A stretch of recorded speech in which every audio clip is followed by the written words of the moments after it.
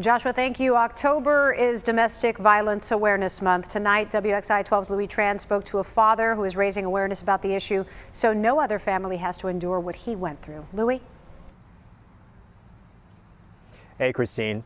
The father tells me that he lost his daughter to domestic violence in Winston-Salem last April. Officials say that the father of her child shot and killed her. And now her father is dedicating his life, making sure that no other family will suffer his pain. I mean, it's the hardest thing for any father to have to see.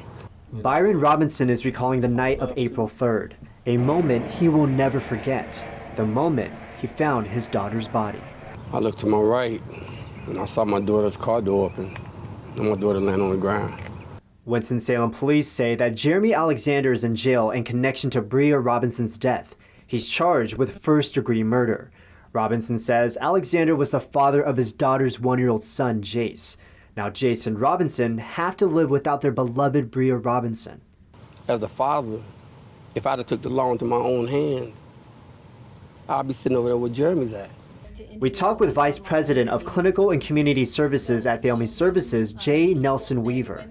These are all memorials to... She showed us this small sample of cutouts of people in Winston-Salem who were killed by their partners in domestic violence cases.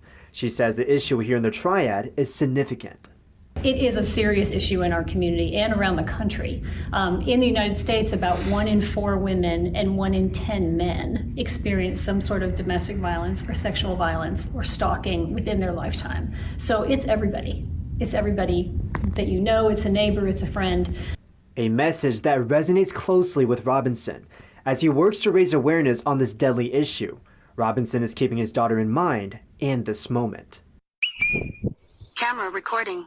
A bird with blue, white, and black feathers, the same colors his daughter wore at her funeral, a moment he believes was his daughter looking after him. I mean, something has to be done as far as this domestic violence. I mean, it's going too far, especially when you have one to lose lives.